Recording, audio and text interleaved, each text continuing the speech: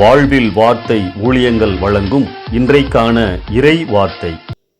நம் ஆண்டவர் இயேசு கிறிஸ்துவின் இணையற்ற நாமத்தில் வாழ்த்துக்கள். இந்த நாளிலும் கர்த்தர் உங்களை ஆசீர்வதிப்பாராக. இன்றைக்கு இறை வார்த்தை நிகழ்ச்சியிலே நாம் தியானிக்கும்படியாக தெரிந்து கொண்ட வேத வசனம், குதிரை யுத்த நாளுக்கு ஆயத்தமாக்கப்படும், ஜெயமோ கர்த்தரால் வரும். நீதிமொழிகள் 21 அதிகாரம் 31வது வசனம். வேத புத்தகத்தில் தேவனுடைய வார்த்தைகளும் நம்முடைய வாழ்வுக்கு ஏற்ற அவரின் ஆலோசனைகளும் நிறைந்துள்ளன. பல 100 வருடங்களுக்கு முன் தேவனால் நமக்கு கொடுக்கப்பட்ட வேத புத்தகம் அந்தந்த நாட்களின் கலாச்சாரத்திற்கு ஏற்றவாறு மக்கள் புரிந்து கொள்ளுகின்ற வகையில் எழுதப்பட்டுள்ளது. குதிரை யுத்த நாளுக்கு ஆயத்தமாக்கப்படும். அந்நாட்களில் ராஜாக்களின் போர் படைகளில் குதிரைப்படை முக்கியத்துவம் பெற்றிருந்தது. வேகமாக இடங்களுக்கு கடந்து செல்வதற்கும் போர்களில் பயன்படுத்தப்படுவதற்கும் குதிரைகள் தேவைப்பட்டன. பலவிதமான பயிற்சிகளை குதிரைகளுக்கு கொடுத்து யுத்த நாளுக்கென்று ஆயத்தமாக வைத்திருப்பார்கள். இந்த வசனம் நமக்கு 2 காரியங்களை உணர்த்துகின்றது.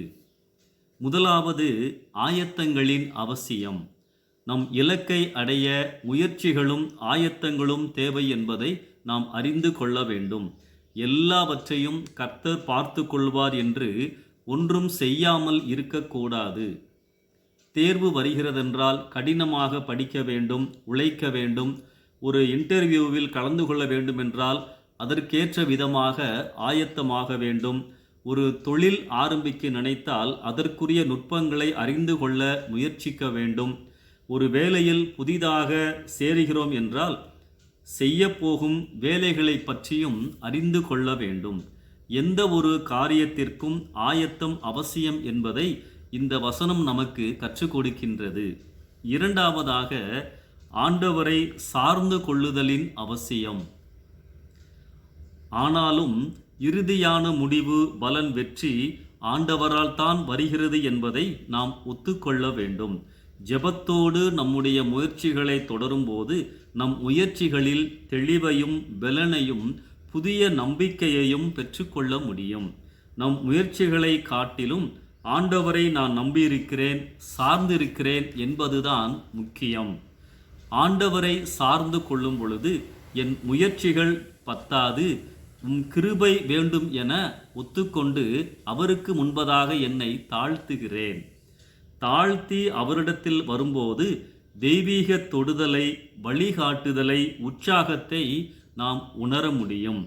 அந்த தெய்வீக தொடுதல் வெற்றியை ஏற்ற சமயத்தில் நம் வாழ்க்கையிலே கொண்டு வரும். நம் முயற்சிகளும் ஆண்டவரின் ஒத்தாசைகளும் இணைந்து செல்ல வேண்டும். இரண்டுமே முக்கியம், அவசியம்.